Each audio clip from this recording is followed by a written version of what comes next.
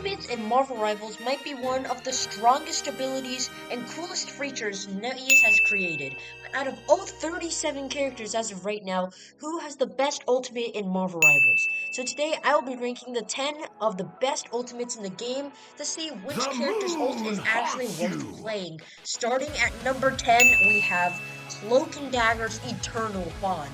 Now the Eternal Bond for the Cloak and Dagger, it's actually pretty good, I'll tell you. That's why it's made onto this list. Basically, this you can make 4 really rapid dashes across the map, and wherever you're going, there's going to be like the shadow thing, which deals damage to enemies.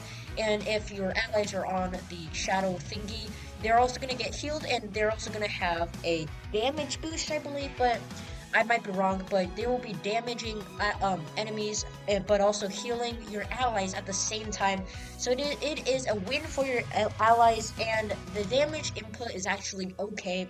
It is basically a very rapid, so the damage input is pretty good actually, and when an enemy is on the shadow thingy, they will take very fast, but just a little damage at one time, and it goes on for like 10 seconds, so that's why it's actually not that bad. At number 9, we have Doctor Strange's By the Eye of Agamotto. So basically, this stuns all players around him, giving your allies or your team, to damage your opponent really well. And I'm not ranking this just because of ability itself. Basically, the soul gets separated from the body, and whoever hits the soul, the damage input will also transfer to the actual physical body if they're still alive.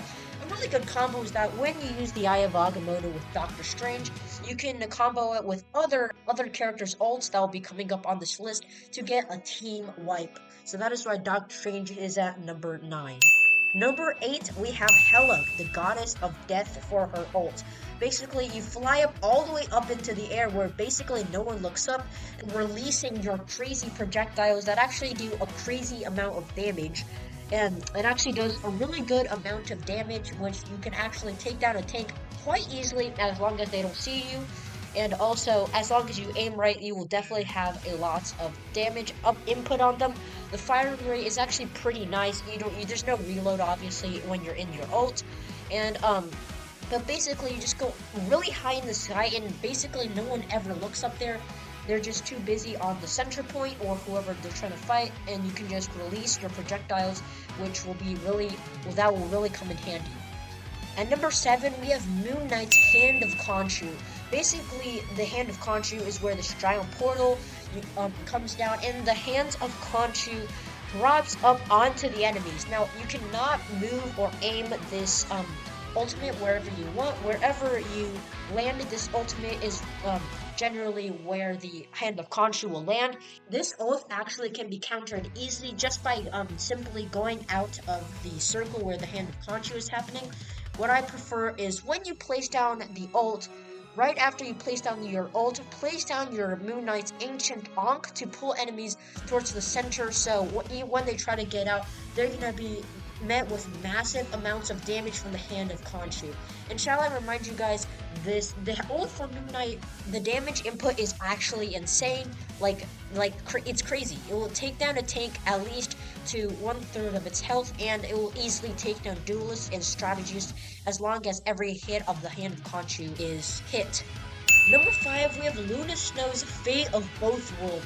Now, the reason why I chose this actually as a higher ult in this list is because you can actually toggle which one you want to do. What I mean by this is, when you're doing your dance and you're literally healing everyone to like max health in like 2 seconds, the healing input on Luna Snow's ult is actually insane. Like, you can heal someone, even if they're like very low health, even if they're bombarding a whole 6 enemy team. If you have Luna Snow performing that ult there, you're gonna get that team wipe. Like, you're never gonna die from the healing. And not only that, you can also grant them a damage boost. Like, you can choose if you want to heal them when you're doing the dance, or you can give them a damage boost to see, you can also give them a damage boost to give them when they are trying to take down a team or have a team wipe with combos with other ults, and it is a really nice ult to just have on your team, and especially when you're pushing the enemy team point, it is a very useful ult to have. On number 5, we have Iron Man's Invincible Pulse Cannon. Now, before I say anything, the reason why I actually ranked this pretty high is there's like only basically one reason: the damage input. The damage input is absolutely crazy. It can basically just shoot a giant beam where Iron Man charges this giant invisible pulse cannon out, and it is really insane. Actually, the damage input is crazy. You only have one shot, obviously, but you can literally, it's crazy. You shoot it and basically kill everyone in that enemy. You can take down strategists, duelists, and maybe even tanks with lower health at that, or vanguards with lower health in that area, and you can easily take down player. All you have to do is just aim, shoot, and you get like 5 free kills if you are shooting it at a choke point, or if you are shooting it in the middle of an enemy team. And also, you cannot be hit, I don't believe, when you're inside the ult, not like Hela's where you can actually be taken down, or another characters on this list, which you can just get shot out before you actually do your ult. Number 4, a lot of you guys will probably not argue, is Jeff the Landshark's ult. See, now Jeff the Landshark is a very cute character. This right here is my favorite thing ever in the history of forever. I think about this every day. So basically, he is strategist, meaning you heal players and give them these cool bubbles that give players a speed boost and also heals them. Now, Jeff's normal damage ability is that does okay damage. Obviously, it's not primarily a duelist, so that is why the damage input is not that good. But on his ult, it's Jeff is the ult. And where basically you can deep dive into the scene and you can resurface to swallow every single player in that circle. Like within that range, you can swallow every single person. You can even swallow your allies, but obviously you really want to spit them out before. And you can also dive bomb them out of the barrier or the map, and then basically get a team wipe if you swallowed all your team.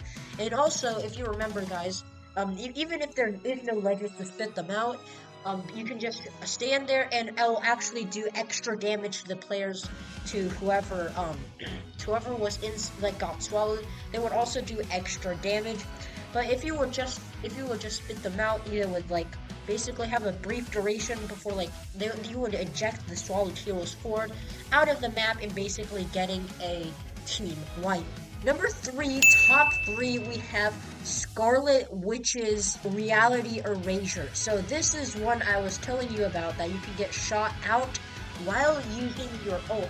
But if somehow you get it successfully done with your ult, when you hear that pure chaos, you will know that it's time to run. It's time to go. Like, when you hear that thing, you know it's time to go. Or simply you can just shoot Scarlet Witch out. So basically, it's in you can do it while through Doctor Strange's portals, but basically you charge up tons of energy and then you unleash it to deal massive damage around to whoever is in that area. It'll basically one-shot duelists and strategists, and I'm not sure, but also I think will also one-shot tanks. The damage input is way too crazy. It is more than anything I've ever seen.